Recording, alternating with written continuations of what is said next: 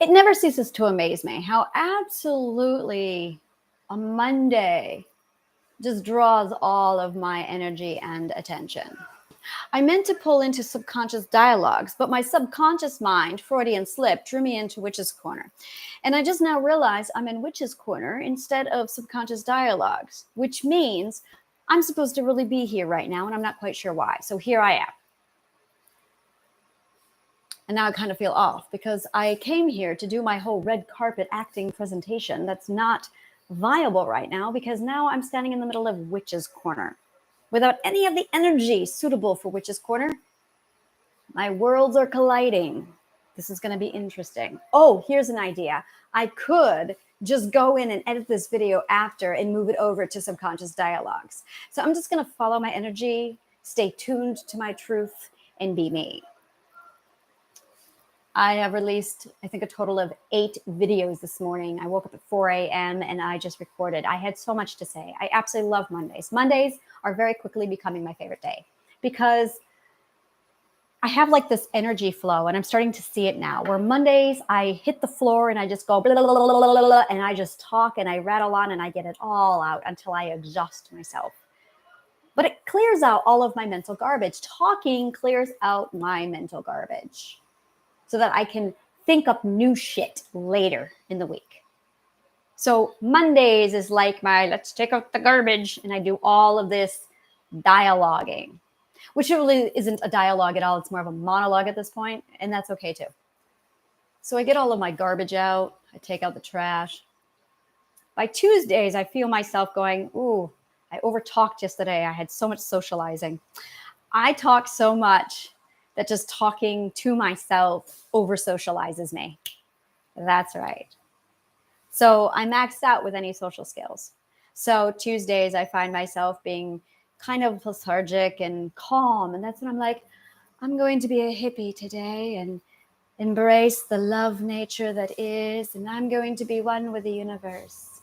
And I can feel myself really craving my Wednesday walk through the ethereal plane, so that I write articles. I pace myself. I make sure I limit how much engagement I have. I still put all my stuff out there, and I reflect on the world that I've come from, where I am and where I'm going. I'm constantly in reflection of the past, the present, and the future. Constantly. And then I step into the middle of Wednesdays, and I can feel it. I'm burnt out. And I don't even try. I just right into the ethereal play. I wake up, I smoke my weed, and I ascend. And I just sit in my head all day. On Wednesday, I feel like I dream of Genie, where I just crawl into my magic bottle and I stay there all day. I love Wednesdays. Wednesdays are my magic bottle days. My dream bedroom is literally filled with blankets and cushions, and I'm just curled up in my little cushy hole of comfort. And I sink into the ethereal realm, and I look down at the universe, and I contemplate its existence. I think a lot on Douglas Adams on Wednesday.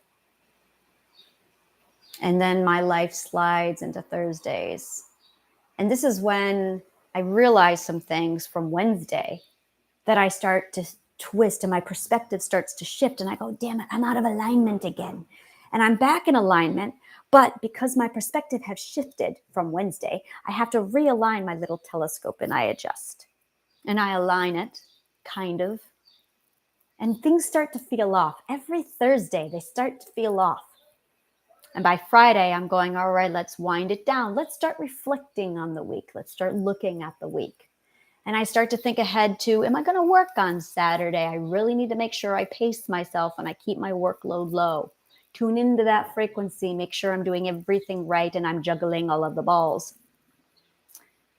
Saturday morning rolls along, and I'm so charged and in the habitual flow that I just tune right in. I jump into work, and I work until maybe 10 o'clock in the morning, noon, but then 1 o'clock rolls around. It's a Saturday. I really need to spend time with my daughter.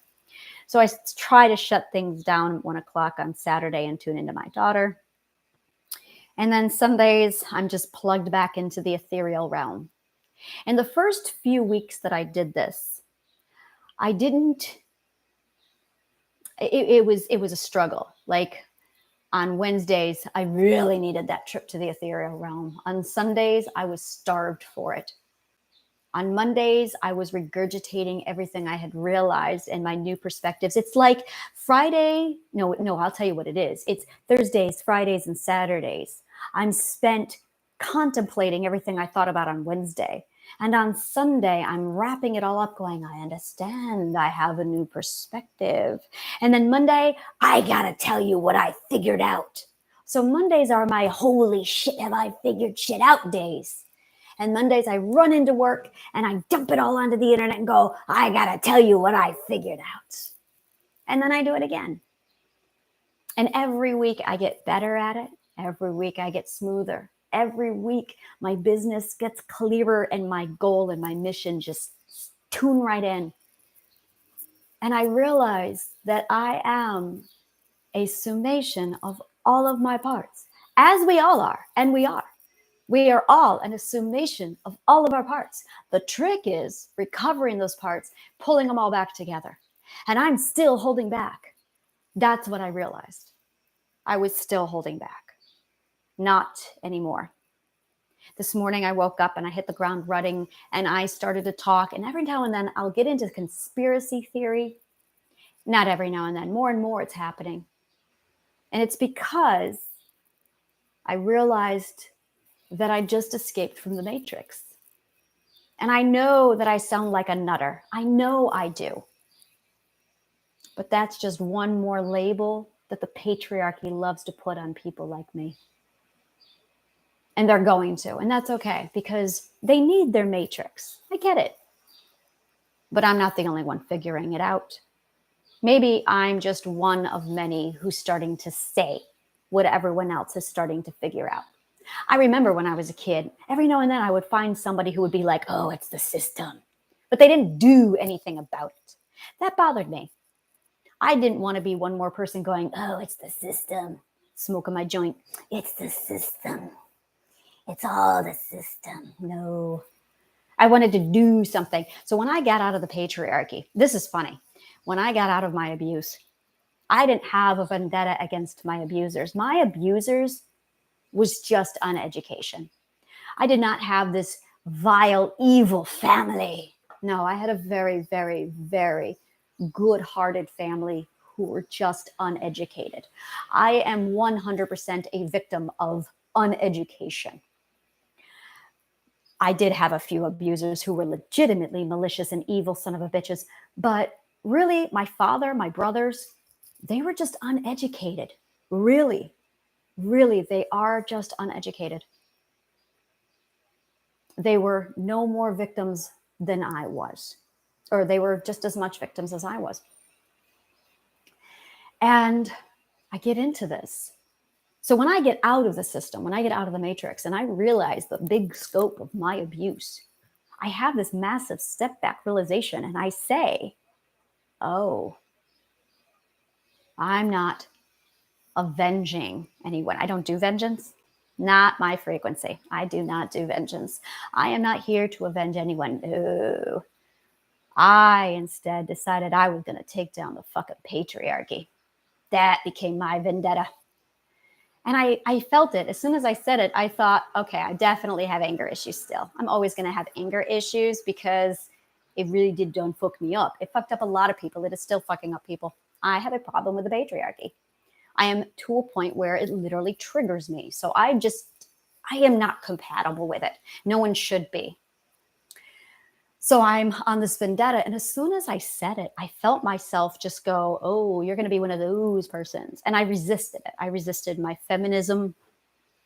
And I slowly realized that I am a feminist. And that was a dirty word where I come from because I come from the patriarchy. And I realized that I'm turning into this conspiracy theorist. But it's not a theory anymore. Oprah talks about this shit. She talks about how the Matrix is real. And we all know this. Well, there's people who know it, and there's people who are in the Matrix denying it. And when I realized this morning that what I had really done wasn't healed, but just I stepped in out of my own assimilation, I broke free of my assimilation, and I had to put myself back together again because I had been assimilated. Now I'm like all charged up again, going, I'm going to take it down.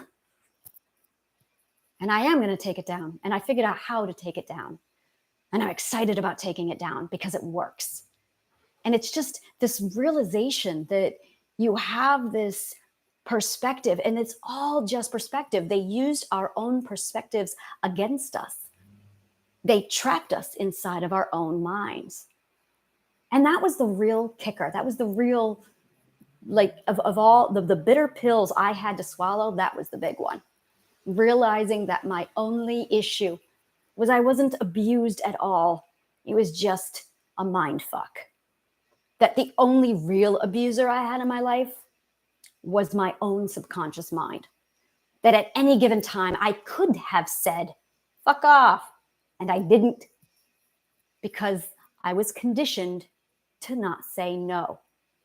And that's really, really what I want to take home here. My early abuse began because I was conditioned to not say no. My parents did that to me.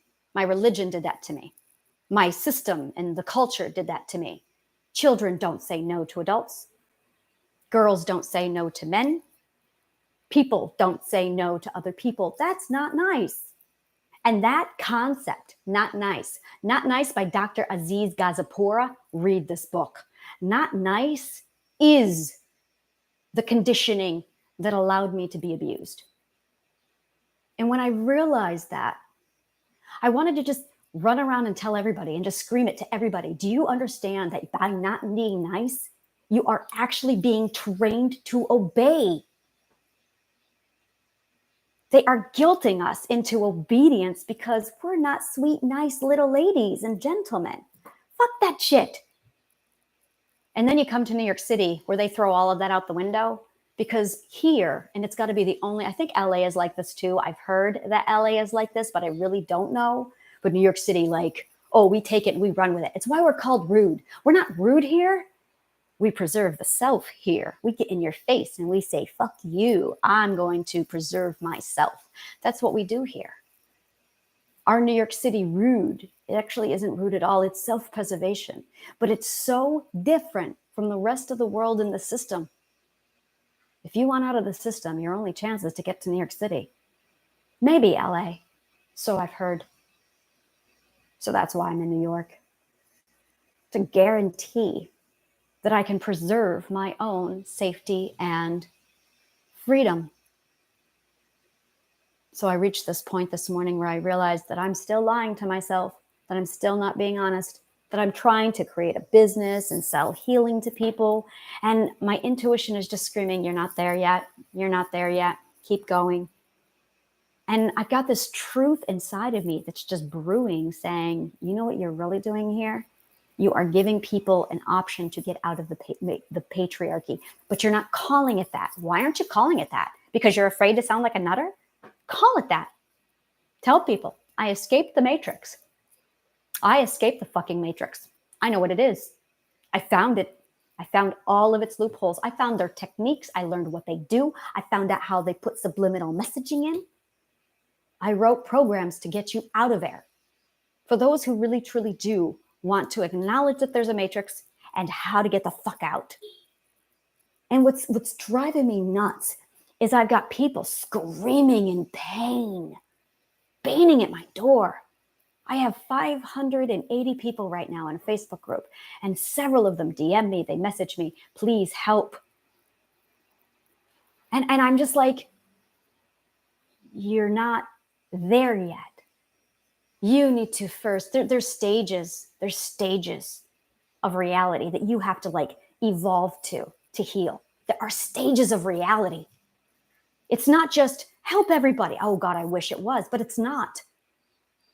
It's accepting your own truth and changing that perspective from the very bottom mud where you sleep all the way up to the top. And it's just constantly readjusting and resetting your own perspective to make sure you are always seeing what the situation really is. And the only way you know what the truth is when you align to the frequency. That fucking frequency is the only truth. Yeah. And once you figure that out, it's easy to stay aligned. It's easy to stay constantly in line because you can feel it.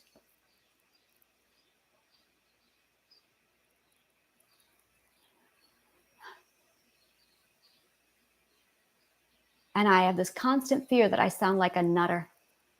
And it's all patriarchal conditioning that they put into me. Well, what if they think I'm crazy? Well, what if they call me a hippie? Well, what if, God damn it, I hate limiting beliefs. I really fucking hate limiting beliefs. And I'm locating them and I'm going, oh, well, that, and I'm just like pulling them all out and removing them. I'm constantly throwing them away. I get it. I can do this. And the better I get at it, the more clear my goal gets, the more on par I get, the more focused I get, the more I define my identity. And as I define myself, the more I can understand. And now I'm preserving who and what I am. And I've got this massive shield up and it's just constantly blocking it all out. And now I can see all the pieces just falling into place. And I'm terrified of my reputation. And I shouldn't be. I really need to stop being worried for my reputation. Reputation. The psychology of reputation. We go to great lengths to preserve it. I'm going to Google this word. Reputation. Apparently, it is a Taylor Swift song. The beliefs, beliefs. The beliefs are opinions that are generally held about someone or something. All right, so let's talk about that. The beliefs of someone. I am literally afraid of what they will think of me. Why? Why am I afraid of what they'll think of me? Why am I afraid of what names and labels they will give me? You can look at any of my work and see my genius and my knowledge. It stands on its own. I'm a contradiction. That's what I am. I'm supposed to be stupid. I'm supposed to be crazy, but I'm too logical for that. I'm too logical to believe in astrology, but I do. I'm too intelligent to touch astrology and conspiracy theory. I'm supposed to be insane, but I'm not. I'm not supposed to be smart because I'm a girl. My very existence defies their definition. I prove them wrong just because I exist. And maybe that's all I need to do is just exist and keep talking. Whether I'm performing, whether I'm on display, whether I'm sitting here teaching a class, I'm letting my intelligence shine. And as my intelligence shines, I'm also exposing dirty psychology. I'm also sitting here going, you shouldn't trust therapists. Not because the therapists are lying to you. They're on your side. You shouldn't trust the system that's gardening what they're doing. The problem is therapists have to adhere to a government, which is why the Healing Garden does not accept insurance. Is because, oh God, I hate that question. When people ask me, do you accept insurance? Do you want my material to be completely tainted by the government and its ways? No, I'm getting away from that. Why would I accept insurance? No. Yeah, I'm definitely going to be doing a build your own business, how to be a business person when you completely break out of the matriarchy. A matrix, God, okay, let's talk about the matriarchy because I keep saying it all day. I hate the matriarchy. I hate the matriarchy as much as the patriarchy. I hate them both. I hate gender. I hate it. It's wrong. It's inaccurate, and it's a patriarchal distraction. There is no gender. Every transgender person in the world just cheered. But it's true. Gender is a figment of our imagination and one we are way too obsessed with. We confuse sex with gender. And sex is not a straight black and white line either. Anything where there's an extreme needs to be questioned. And there is nothing more extreme than matriarchy and patriarchy, the masculine and the feminine. No. Those words are disgusting to me. The divine feminine really makes my skin crawl. That's like God the Father. Ugh.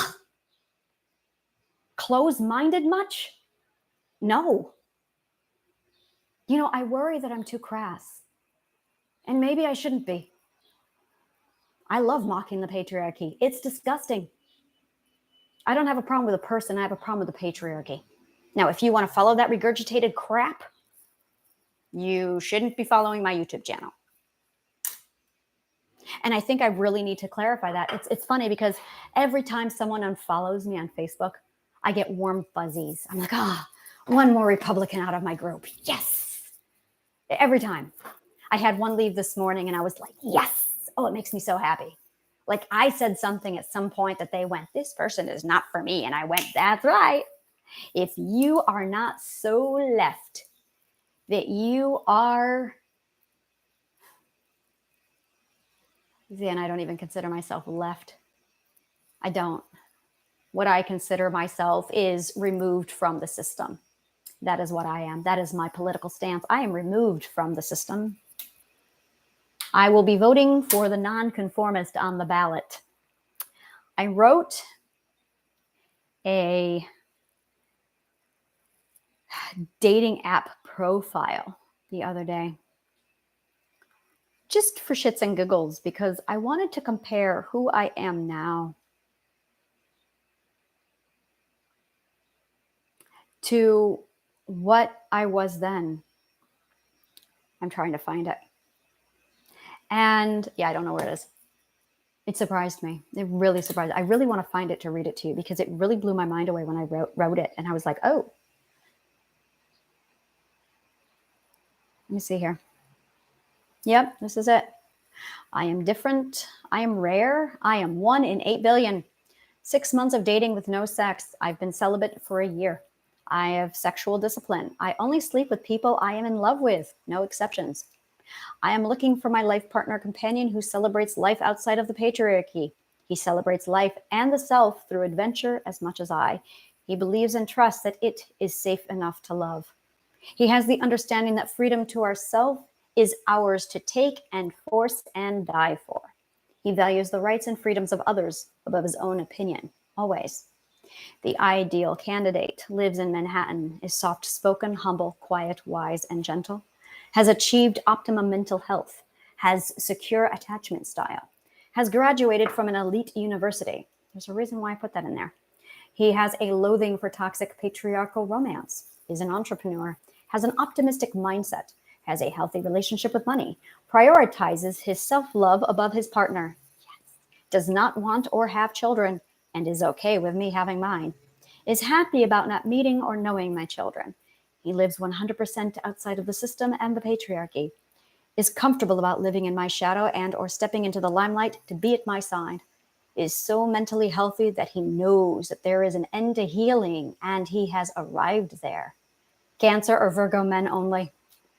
He is 100% fine about the fact that I have my former partner's name tattooed on my body, and it stays, no questions asked. You will not ask about my childhood or where I'm from. You will not ask about my past. I will tell you if and when I'm ready. He knows that this is a boundary, and he respects it.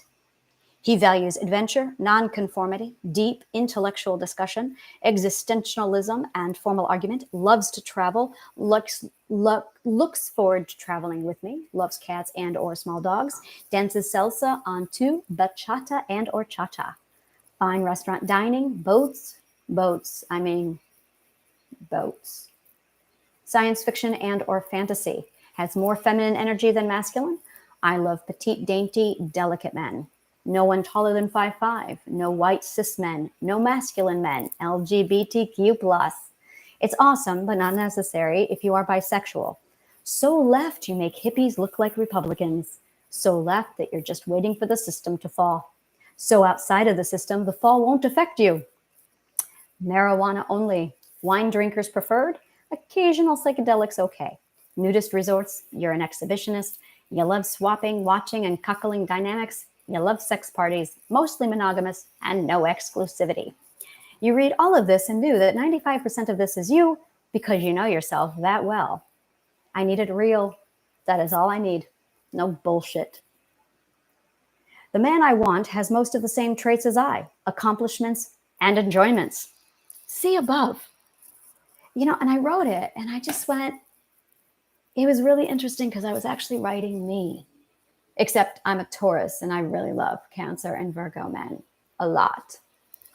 I have yet to find a Taurus man who I really, truly dig. There was one, but he was married, so I didn't dig him at all. That was like his huge, yeah. I don't play seconds to anyone. I'm a primary or I'm nothing. Yeah, that's my standards. And I wrote it because I had to ask the question, what kind of a man would I love? What kind of a man would I want? And I realized I just wanted someone who really reflected most of me. And it was a total celebration of myself, which is exactly what love needs to be.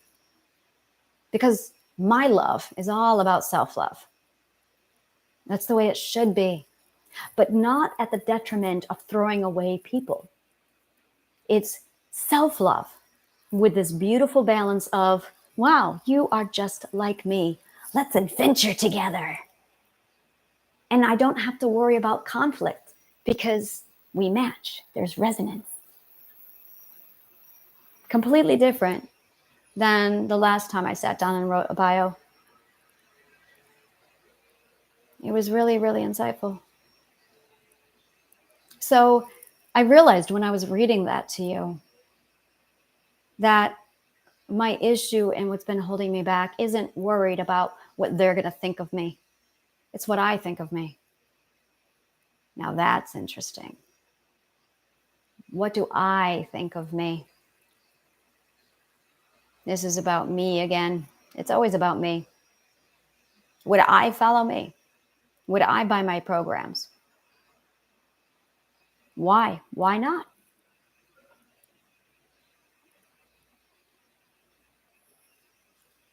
That is a really big question.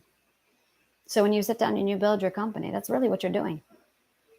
Would I be the kind of person that I would do business with? Would I do this? How would that look? What am I selling? What am I selling? There's a lot of people out there who want to leave the patriarch, and they don't know how. I do. There's a lot of people out there who want free life, and they don't know what that looks like. I'm it. There's a lot of people out there who want to manifest, and they want to realize their happiness and their dreams, and they can't, and they don't know how. And there's a lot of people there who are enslaved by their own mental illness that the patriarchy put in place to ensure their slavery and obedience. I got through it. I got out. And then I defined the self so strong that I just stepped right into this existence.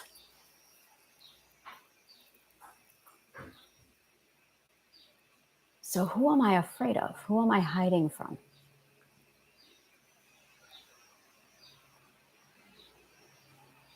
I think it's time for me to meditate. Thank you for joining me. Take a look at the link below, subscribe to my newsletter, subscribe to my channel, and as always, may the kindest of words always find you. Thank you.